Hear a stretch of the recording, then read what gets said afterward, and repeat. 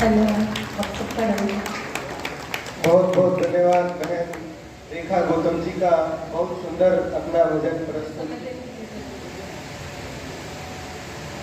अब मैं वेदी पर आमंत्रित करूंगा आर्य जगत के सुप्रसिद्ध उपदेशक विद्वान श्रद्धेय आचार्य सुश्रुत श्याम शर्मी जी आए और अपने उद्बोधन से हमें कृतार्थ करें। श्रद्धेय आचार्य सुश्रुत श्याम शर्मी जी।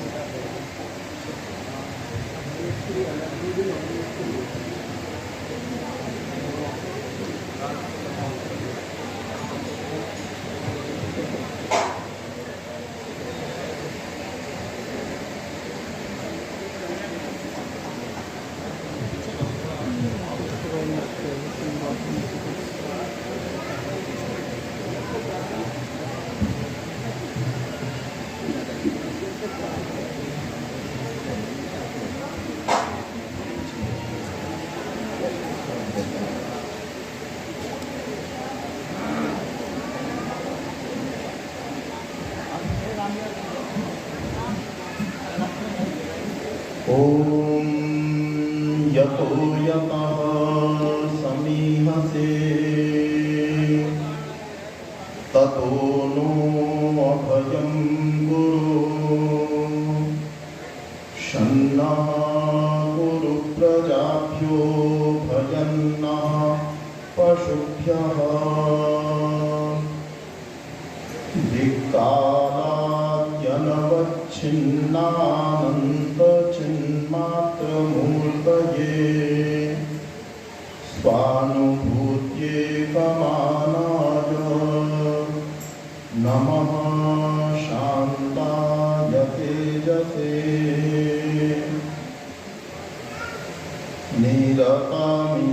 निरतमीशस्य भक्तौ रे मनस्त्वं नो कुतो भवसि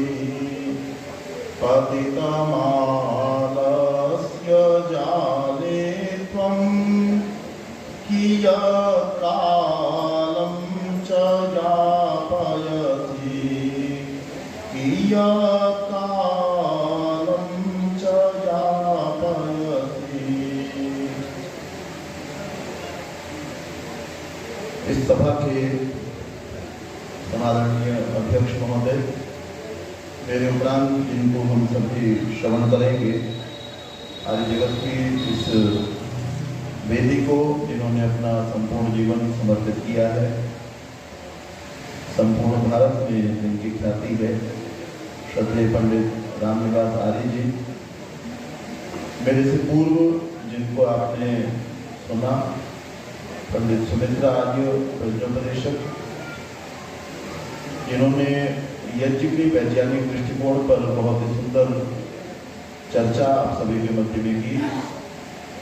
उनके उपरांत हम सभी ने तन्नों को सुना, जिन्होंने श्री कृष्ण के चरित्र को, महर्षि दयानंद के चरित्र को और आर्य समाज की आवश्यकता को हम सभी के मध्य में रखा।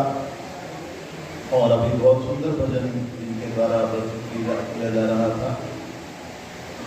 रेखा गौतम जी, तुझे मनवा जिसकी तलाश है, अति निकट उसका वास है। मार्टाउन हिसार आर्य समाज से पधारे हुए सभी पदाधिकारीगण,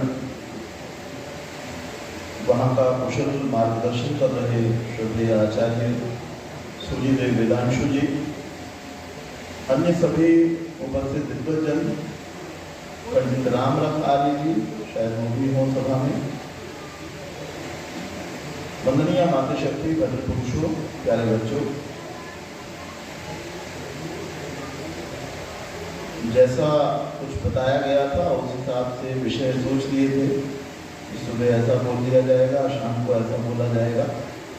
तो अब समय थोड़ा सा ही है, फिर भी गायत्री मंत्र को आरंभ करता हूँ और इसके बाद जब भी 2-4 साल में फिर आने का अवसर होगा फिर उसको पूरा करने का प्रयास करूँगा। उससे पहले थोड़ी सी बात और करता हूँ। एक गुरुकुल का वार्षिकोत्सव चल रहा था और गुरुकुल के वार्षिकोत्सव में बहुत से विद्वान अपना वक्तव्य रख रहे थे और कुछ बच्चे जो हैं वो ध्यानपूर्वक उनको सुन रहे थे। श्रोता बहुत तरीके के होते हैं। एक श्रोता होते हैं जिनके कान में बात ही नहीं घुसती है, उनका दिमाग कहीं और रहता है, बैठे तो कहीं होते हैं और मस्तिष्क में कुछ और चल रहा होता है। अपने व्यापार की बातें चलती हैं, अपने विद्यालय की, अपने दुकान की बातें चलती हैं। ये भी एक श्रोता है। एक श्रोता और होते हैं जिनके कान में कुछ बात घुसती है और दूसरी तरफ से बाहर चली जाती है। तीसरे तरीके के और श्रोता होते हैं, उनके कान से बात जाती है और अंदर चली जाती है, थोड़ी देर में भूल भाल जाते हैं। एक और श्रोता होते हैं, बात को ध्यान रखते हैं, दिमाग से विचार करते हैं, उसके बाद में ठीक लगती है तो उसको जीवन के अंदर भी उतारते हैं। तो एक उपदेशक जो है उन्होंने एक बात वहाँ गुरुकुल के वार्षिकोत्सव पर बोली, एनुअल डे पर बोली। क्या बोली? नायम आत्मा प्रवचनेन लभ्यः न मेधया न बहुना श्रुतेन। यह जो आत्मा है ये बहुत अच्छे व्याख्यान देने से प्राप्त नहीं होता। आत्मा शब्द का अभिप्राय है यहाँ पर परमात्मा। आत्मा शब्द के दोनों ही मतलब होते हैं, परमात्मा भी और जीवात्मा भी। ऋषि दयानंद कहते हैं जहाँ पर सर्वज्ञ आदि विशेषण हो वहाँ आत्मा शब्द का अभिप्राय परमात्मा होता है। तो क्या कहा कि न अयम आत्मा प्रवचनेन लभ्यः, यह परमात्मा बहुत सुंदर व्याख्यान देने से प्राप्त नहीं होता।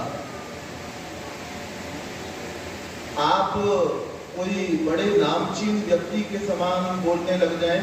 मैं जब किसी व्यक्ति से मिला करता हूँ, आर्य समाज से जुड़े हुए व्यक्ति से, तो मैं उनसे पूछता हूँ कि आप आर्य समाज में कैसे आ गए। लिकाटला गुरुकुल है पानीपत के पास में, वहाँ मुझे पढ़ाने का अवसर मिला और वहाँ मैंने एक बुजुर्ग व्यक्ति से पूछा कि आप आर्य समाज में कैसे आए। 70-75 वर्ष की आयु के वो व्यक्ति थे और उनको जब मैंने पूछा वो कहने लगे कि मैं कुरुक्षेत्र विश्वविद्यालय का पहले बैच का विद्यार्थी। एक दिन मुझे कोई अपनी ओर आकृष्ट करने वाली आवाज जो है वो सुनाई थी और उस आवाज की ओर मैं बढ़ा चला गया तो कुरुक्षेत्र गुरुकुल आ गया और गुरुकुल में भीड़ लगी हुई थी और वहाँ कोई बहुत अच्छे बोलने वाले बोल रहे थे। मैं भी भीड़ में जाकर के बैठ गया और मैंने पूछा भाई ये इतनी आकृष्ट करने वाली आवाज किसकी आवाज है? तो कहने लगे जी ये जो बोलने वाले हैं इनका नाम प्रकाशवीर शास्त्री। वो कहते हैं कि मैं उस दिन उनकी बात को सुनकर के आर्य समाजी हुआ था और आज तक आर्य समाजी। लाला लाजपत राय के विषय में मेरे पिता पुस्तक में इंद्र विद्या वाचस्पति लिखते हैं। वो कहते हैं कि लाला लाजपत राय जहाँ एक व्याख्यान दे दिया करते थे उसके बाद लाखों की भीड़ जैसा वो कहते थे वैसा करती थी, एक भी व्यक्ति उल्टा नहीं चलता था। उन्होंने कहा सब दाईं ओर चलेंगे और वहां जाकर के ऐसा ऐसा करेंगे, जैसा वो कहेंगे वैसा वो सारी की सारी भीड़ करेगी। ऐसा उनके वक्तव्य का प्रभाव होता था। कहते हैं कि आप लाला लाजपत राय के समान वक्ता हो जाएं, आप प्रकाशवीर शास्त्री के समान बोलने वाले हो जाएं। अपनी मृत्यु से थोड़े दिन पहले सत्यपाल पथिक पानीपत आए हुए और उन्होंने मुझे कहा कि पंडित बुद्धदेव विद्यालंकार एक बहुत बड़े विद्वान हुए हैं, वो अपनी मृत्यु से पहले अमृतसर आए थे। ये मुझे सत्यपाल पथिक बता रहे हैं और मंच पर वो बोल रहे थे और पंडित बुद्धदेव अलंकार या स्वामी समर्पणानंद जी वो बैठ करके नहीं बोला करते थे, उनके लिए मंच पर 2 और माइक लगाए जाते थे। तो दोनों और माइक जो है वो लगाए गए और घूम घूम करके बोलते थे, कभी वहां जाकर के बोलते थे, कभी इधर आके बोलते थे। बूढ़े हो चुके थे और वो कहने लगे कि देखो वेद के विषय में किसी को कोई शंका हो तो अभी मेरे से आकर के पूछ लो, ऐसा ना हो कि मेरी मृत्यु हो जाए फिर तुमको वेद के विषय में शंका भी और समाधान नहीं हो पाए। बहुत बड़े वो वेद के विद्वान थे। तो आप स्वामी समर्पणानंद जी जैसे अच्छे अद्भुत वक्ता हो जाए, पंडित लेखराम की तरह वक्ता हो जाए। ये उपनिषद का ऋषि इस बात को कहता है कि यह परमात्मा बहुत सारे अच्छे व्याख्यानों को देने से प्राप्त नहीं होता। हम ऐसा विचार करते हैं कि ये जो धर्म गुरु आजकल के हैं ये हमको ही मोक्ष प्राप्त करा देंगे, लेकिन उपनिषद का ऋषि कहता है कि ये व्याख्यान देने मात्र से परमेश्वर की प्राप्ति नहीं होती है।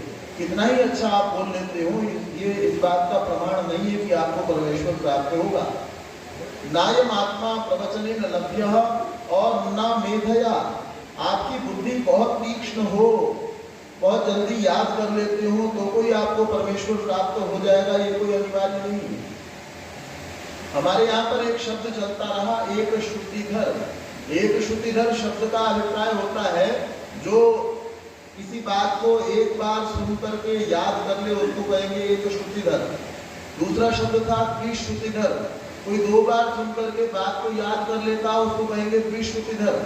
आपकी बुद्धि इतनी तीक्ष्ण हो कि आप एक बार सुन करके बात को याद रखते हो, 2 बार सुन करके बात को याद कर लेते हो तो भी आपको परमेश्वर की प्राप्ति हो जाएगी, ये कोई अनिवार्य नहीं है।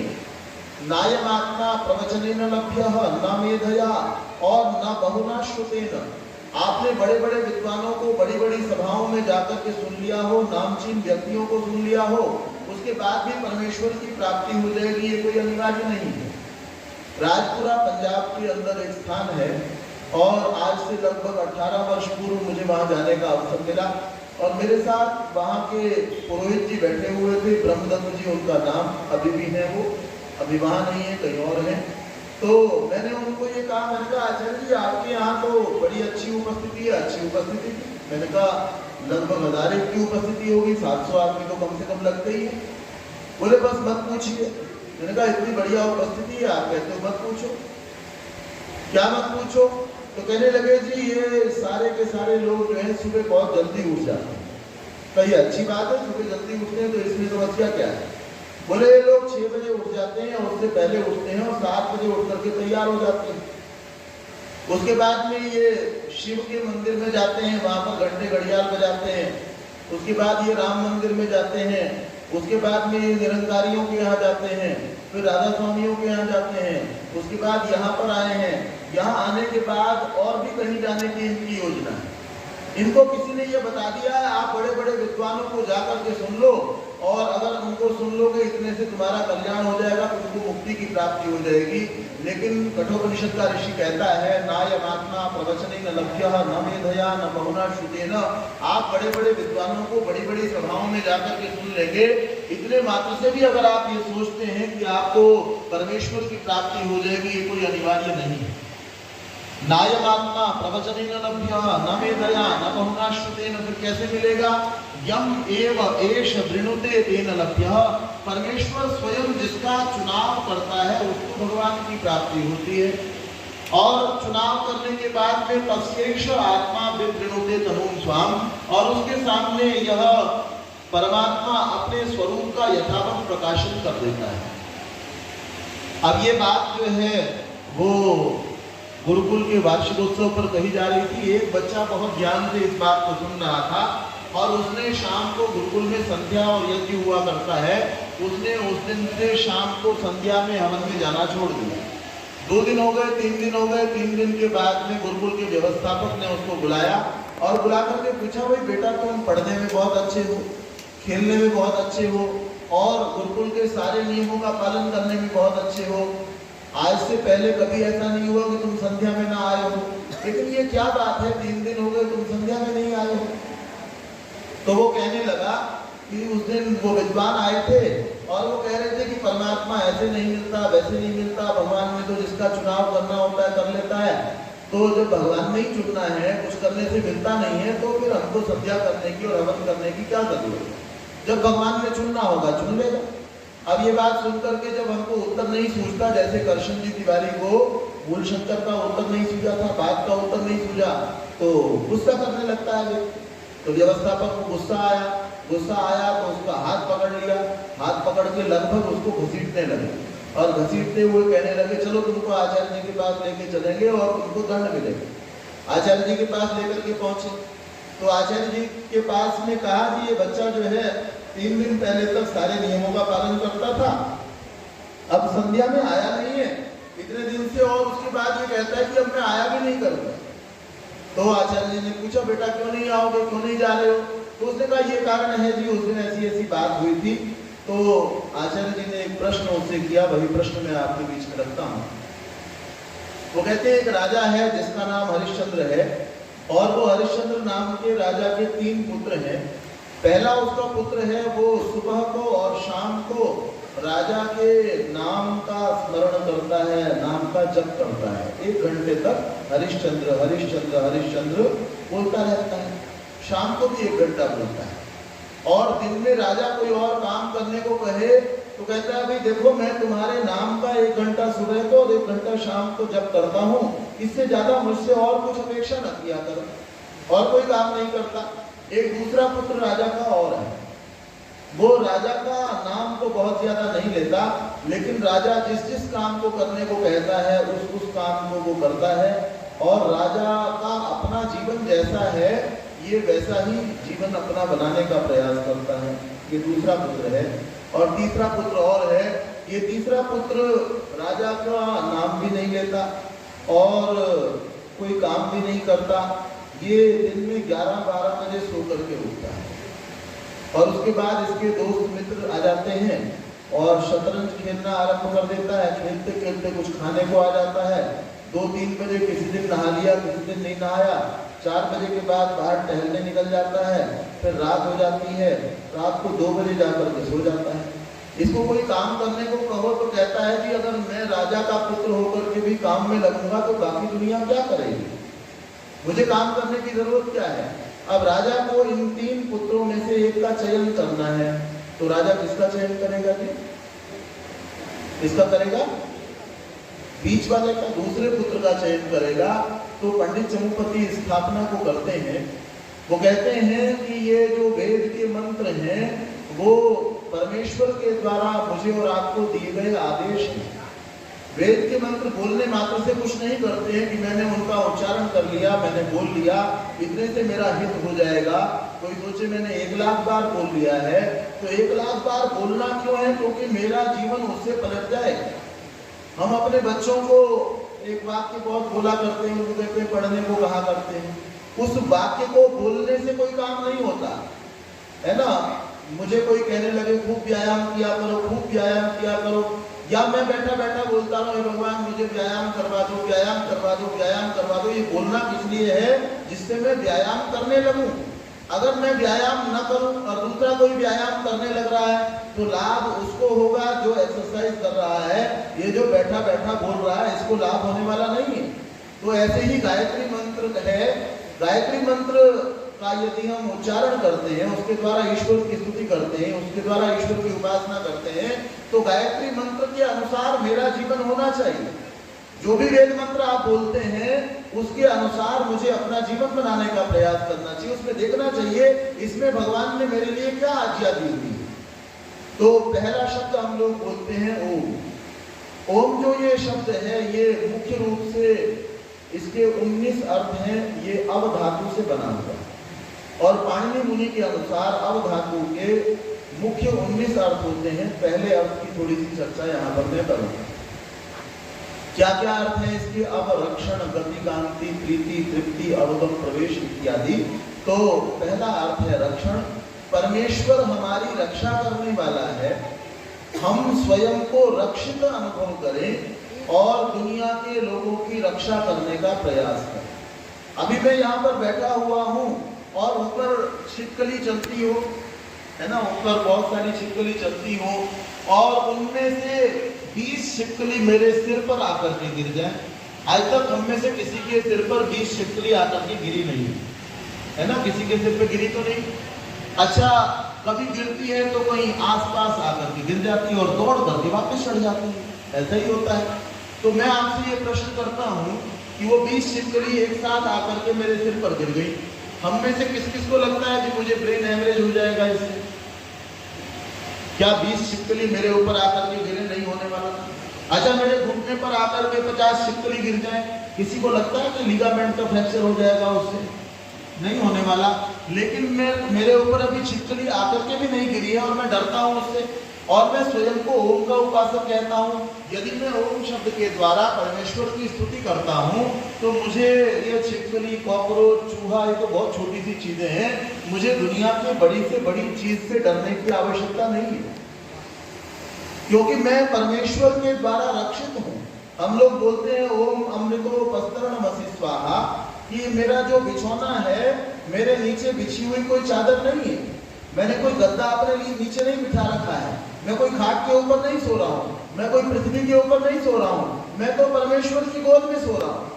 परमेश्वर की, मेरा जो उपस्तरण है, मेरा जो बिछौना है, वो परमेश्वर है।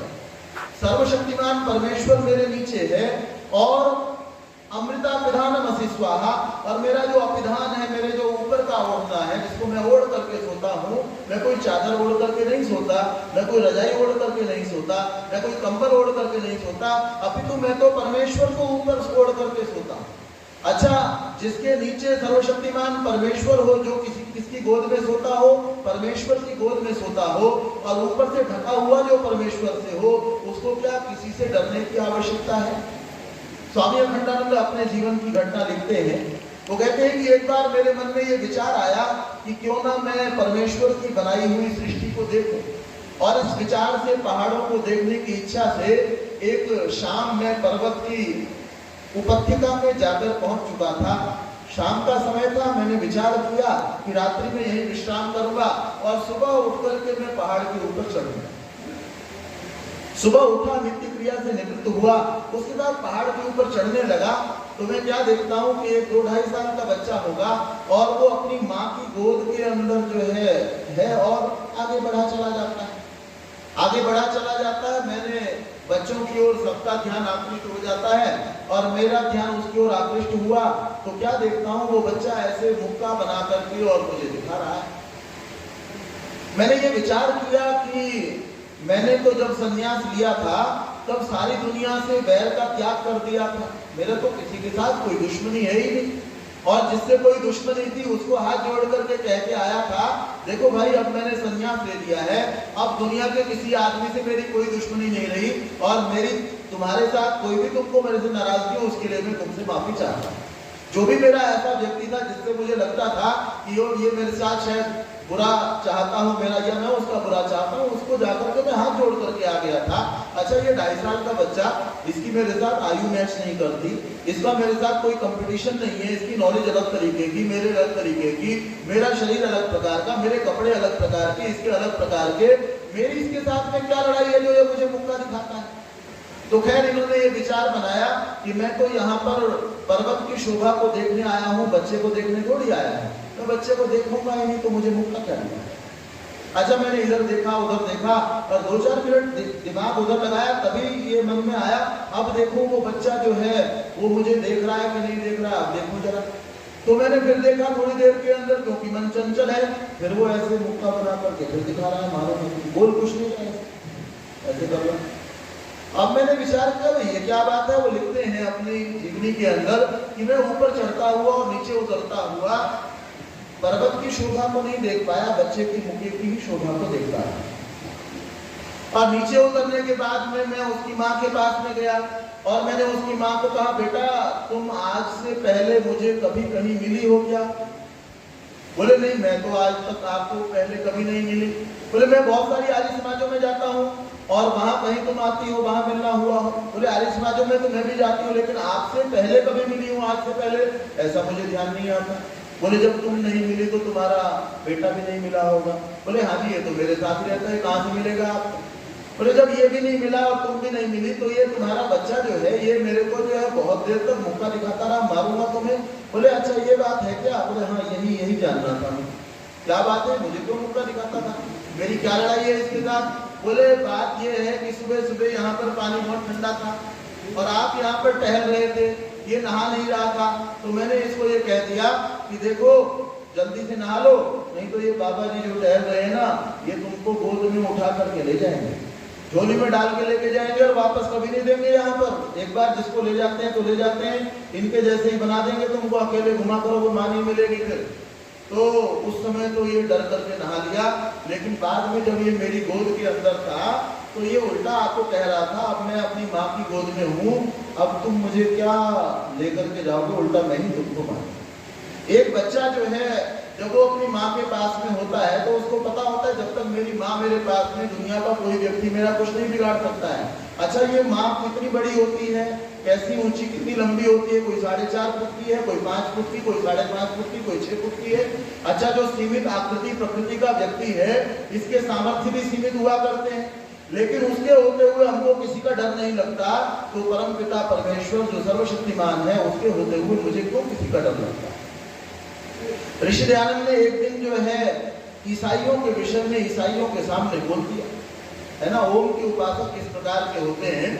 एक दिन ईसाइयों के सामने, उनके अधिकारियों के सामने, और ईसाइयों के बारे में बोल दिया कि ये लोग ये बताते हैं कि ये कुमारी माता से ईसा मसीह का जन्म हुआ था, ऐसी ऐसी बात कहते हैं, इनकी पुस्तक कहती है मरियम से जन्म हुआ था ईसा मसीह का, और उसका विवाह भी नहीं हुआ था।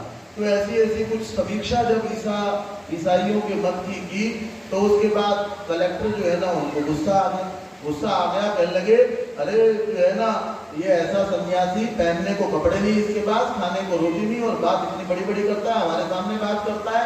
तो स्वामी दयानंद को जाकर के कौन कहे, उनके यहाँ कोई कर्मचारी काम करता था हिंदू, उसको बुलाकर अरे भाई लक्ष्मी नारायण, देखो तुम्हारा ये जो सन्यासी है ना, ये जरूरत से ज्यादा बोलता है। बोले फिर क्या करें जी, बोलता तो है। बोले क्या करें? बोले देखो इसको जाकर के कह दो, हम लोग तो सीधे साधे लोग हैं, लेकिन अगर मुसलमान जो है ये बिगड़ गए ना तो लेने के देने पड़ जाएंगे। अब लक्ष्मी नारायण वहां से बात सुन के आ गया, लेकिन स्वामी दयानंद के सामने जाकर के कौन कहे भाई ऐसे बोलो या ऐसे ना बोलो। हमारे यहाँ ही ऐसे ऐसे वक्ता हुए हैं जिनको कोई जाकर के कह नहीं सकता था कि ऐसे बोलो और ऐसे ना बोलो, और उनको कोई जाके कह दे जी आयत तो थोड़ा सा हल्का हाथ रखना जी, खंडन ना करना। बोले बेटा तूने कह करके गलती कर दी, आयत तो खंडन नहीं चलेगा, क्योंकि तू कह गया, मैंने तो कुछ और सोचा हुआ था। अब तेरे हिसाब से तो मैं बोलने वाला नहीं हूँ, मुझे तूने कह दिया, इसका मतलब तेरे को तकलीफ है उससे, तो आज तो यही चलेगा। अब दयानंद को जाकर के कौन कहे, तो वो कईयों से बात करता रहा, भैया स्वामी दयानंद को जाकर के ये कहना है, कलेक्टर साहब ने मुझे ये कहा है। तो मुंशीराम जो है वो लंबे तगड़े थे, जवान थे, और कहने लगे कि देखो ये बात मैं करूंगा, चलो सारे मिलकर के चलते हैं। गए और बहुत देर तक जी एक बात करनी थी आपसे। हाँ बेटा बताओ कि आज कलेक्टर साहब के पास गए थे जी। अच्छा फिर क्या हुआ? बोले वो कुछ कह रहे थे, कहने की हिम्मत ना पड़े, बहुत देर तक घूमते फिरते 10-15 मिनट में जाके कहा कि उनको कुछ दिक्कत है जी, आपके जो आप बातचीत करते हो, जो कहते हो उससे दिक्कत है। स्वामी दयानंद का अगले दिन का वक्तव्य भी जो है परमेश्वर के मुख्य नाम ओम के ऊपर था, और उन्होंने कहा कि देखिए मुझे कुछ लोग आकर के कहते हैं कि अगर तुम सत्य बोलोगे, तुम वेद की बात को कहोगे, तो कलेक्टर जो है वो बड़ा नाराज हो जाएगा, और तुम सत्य बोलोगे तो राज्यपाल जो है वो तुमको जेल के अंदर डाल देगा। और उन्होंने उसके बाद में ये कहा कि ये मेरा शरीर जो है वो हाड़ मांस का बना हुआ है, जिसका मन करता हो वो इसको जला सकता है, वो इसको काट सकता है, लेकिन मैं ऐसे शूरवीर को देखना चाहता हूँ जो मेरी आत्मा को नष्ट करने का दंभ करता हूँ। और ये बात कहते हुए एक एक आदमी की आंखों के अंदर उन्होंने झांक करके देखा और कहा, जब तक ऐसा शूरवीर मुझे दिखाई नहीं देता जो मेरी आत्मा को नष्ट करने का सामर्थ्य रखता हो, तब तक मैं ये विचार करने को भी तैयार नहीं हूं कि मैं सत्य को बोलूंगा या नहीं बोलूंगा। तो ओम के उपासक इस प्रकार के हुआ करते हैं। यदि हम ओम शब्द के द्वारा परमेश्वर की स्तुति करते हैं, उपासना करते हैं, तो हमको संसार में किसी का भी भय नहीं सताना चाहिए। कल अभी कहा जा रहा था पंडित रामनिवास जी के द्वारा कि जेल से आगे कोई स्थान नहीं जहां तुम मुझे भेज सकते हो, और फांसी से बड़ी कोई सजा नहीं है जो सबको ही प्राप्त होनी है। मृत्यु ऐसा नहीं है कि मुझे ही प्राप्त होनी है और दुनिया का कोई आदमी जो है उससे बच जाएगा। हर व्यक्ति जो है उसको इसका ग्रास बनना ही है। तो इस मृत्यु का जिसने आना ही आना है, उसके लिए मुझे और आपको क्या घबराना। ऋषि दयानंद के बाद उनके अनुयायी भी ऐसे निर्भीक हुए। आजकल के नेता क्या करते हैं, कोई पुतिन साहब सुनने में आते हैं, वो क्या करते हैं, खुद तो किसी बंकर में जाकर के बैठ जाते हैं और अपनी सेनाओं को आदेश देते हैं, हम हाँ जी आगे चलो, सेना नायक आगे चलो, और सेना नायक और कहीं बैठ जाता है। वो बाकी सेनाओं कहता है चलो भाई सेना सारी आगे चलो। लेकिन हमारे नेता, हमारे लोग कैसे हुए, कैसे निर्भीक थे, वो नेतृत्व स्वयं किया करते थे। वो ऐसे नहीं पीछे जाकर के छुप करके बैठ गए और सेना को कहा जी चलो आगे चलो। तो कैसे थे हमारे नेता। महात्मा मुंशीराम जो है वो गुरुकुल कांगड़ी की उन्होंने स्थापना की और किसी ने कहा भैया इस जंगल के अंदर कौन भेजेगा अपने बच्चों को। तो उन्हें कह दिया, ऋषि दयानंद ने कहा है बच्चों के गुरुकुल जो है अलग होने चाहिए, बालिकाओं के अलग होने चाहिए और गुरुकुल जो है वो जंगल के अंदर होने चाहिए। लेकिन कौन जंगल में भेजेगा। बोले कोई नहीं भेजेगा तो मैं अपने बच्चों को लेकर के जाऊंगा और अपने 2 पुत्रों को, इंद्र को, हरिश्चंद्र को घने जंगल के अंदर लेकर के गए। आज भी वहां पर जंगल है। वो जो स्थान जहां पर महात्मा मुंशीराम ने गुरुकुल खोला था, आज तक भी वहां बस्ती नहीं बसी, जबकि 100 साल हो गए इस बार। तो वहां जंगल के अंदर लेकर के चले गए और एक दिन की बात है, वहां शेर का आ जाना या जंगली जानवरों का आ जाना बड़ी सामान्य सी बात थी। लेकिन ये वास्तव में ओम के उपासक थे, निर्भीक व्यक्ति थे, डरने वाले नहीं थे। शेर से कहां डरने वाले। तो एक दिन क्या हुआ, महात्मा मुंशीराम एक ओर से आ रहे हैं, दूसरी ओर से जंगल में शेर आ रहा है, तीसरी ओर से एक आचार्य और उनके साथ में बच्चे हैं। तो महात्मा मुंशीराम ने ये नहीं कहा भाई देखो तुम संभालो शेर को, तुम 15 आदमियों में चला यहाँ। हमारे नेता किस प्रकार के हुए कि जो कठिन कार्य है वो मैं करूंगा, आसान काम तुम करो। तो क्या कहा आचार्य जी, बच्चों को आप संभालो, शेर को मैं संभालता हूं। और जो महान व्यक्ति होता है वो संसाधनों का रोना नहीं रोया करता। ऋषि दयानंद ने कभी नहीं कहा मेरे साथ में कहां हजारों आदमी नहीं है, मेरे साथ में एक भी आदमी नहीं है। सारी दुनिया अलग थी और एक आदमी एक तरफ था। काखंड खंडनी पताका जाकर के गाड़ दी। ये विचार नहीं किया कि वहां जाकर के मेरी बात कौन सुनेगा और कैसे मैं अपनी बात को कहने में समर्थ हो पाऊंगा। मेरे साथ तो कोई पैसा नहीं है, कोई व्यक्ति नहीं है। अपनी गए और झंडा गाड़ करके अपनी बात को कहना जो है वो आरंभ कर दिया। महान व्यक्ति वो होता है, बड़ा वो होता है जो संसाधनों का रोना नहीं रोया करता। बहुत सारे लोग जी मेरे तो पिताजी सामान्य आदमी थे जी, मैं तो इसलिए कलेक्टर नहीं बन पाया। अरे दुनिया के कलेक्टरों को जाकर के देखो, क्या महान व्यक्तियों के, बड़े आदमियों के, पैसे वालों के ही बच्चे कलेक्टर बने। आप देखेंगे जिन्होंने महानता को प्राप्त किया उनके पास में संसाधन कोई ज्यादा नहीं थे। तो महात्मा मुंशीराम ने यह भी नहीं कहा मेरे पास तलवार नहीं, गोली नहीं, मैं कैसे शेर को संभालूंगा। वहां पर जंगल के अंदर शेर खड़ा है, महात्मा मुंशीराम है और ये बच्चे हैं। ये क्या करते हैं, उनको नीचे कुछ पत्थर दिखाई दिए। जंगल में पत्थर होना सामान्य बात है। और उनके सिर के ऊपर एक पगड़ी थी। उन्होंने क्या किया, आंखों में, शेर की आंख में आंख डाल करके देखते रहे। उनको पता है कि दुनिया के सारे जानवर आदमी से डरते हैं। और धीरे धीरे घुटने के बल नीचे बैठे, उकड़ू बैठ करके पत्थर उठाया, देख शेर को रहे हैं। और उसके बाद पत्थर उठा करके अपनी पगड़ी को खोला, पगड़ी के एक किनारे के ऊपर पत्थर बांधा और सिर के ऊपर ये कपड़ा ऐसे घुमाना शुरू कर दिया। कपड़ा घुमाया तो शेर ने आज तक ये देखा था या तो ये किसी जानवर के पीछे भागा करता था या कोई जानवर ज्यादा हो जाते थे तो वो इसके पीछे भागा करते थे। ये काम इसने आज तक देखा ही नहीं था। इसने कहा ये कोई नए तरीके का जानवर आया है और वो इतने से घबरा करके जो है वो वहां से चला गया। एक बार और ये अपने बंगले के अंदर बैठे हुए थे। इनका खटुए के पेड़ के नीचे कुटिया थी इनकी। ये कुटिया जो है छप्पर की बनी हुई सामान्य कुटिया थी, लेकिन क्योंकि वहां पर इतने महान ये महात्मा मुंशीराम रहा करते थे इसलिए उस जगह को बंगला कहा जाता। तो अंदर बैठे हुए कुछ लिख रहे थे और लिखते लिखते ऐसा इनको लगा कि कोई जो है ना गेट को खटखटा रहा है, अंदर भी नहीं आ रहा और जा भी नहीं रहा। तो इन्होंने क्या कहा, अरे भाई कौन है, अंदर आ जाओ ना। अब जब ये कहा तो बाहर शेर था, वो उसको हिला रहा था। तो वो वाकई में अंदर आ गया। इन्होंने कहा भाई ये क्या हुआ, मैं तो सोचा आदमी आएगा कोई। तो इनके पास में ये इतिहास में लिखी हुई घटना है, ये काल्पनिक बात नहीं है। तो उनके पास में एक डस्टबिन रखा हुआ था, उसमें कुछ कागज के टुकड़े पड़े थे। उन्होंने वो उठा करके आसमान में उछाल दिया। वो कागज के टुकड़े शेर के ऊपर आकर के गिरे। इतने से ही सोचा भैया ये कौन से तरीके की बारिश है।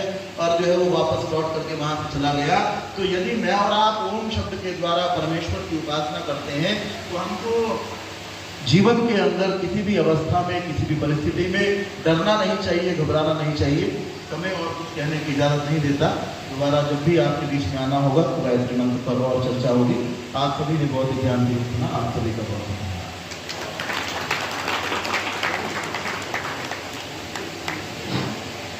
बहुत बहुत धन्यवाद श्रद्धेय आचार्य जी का।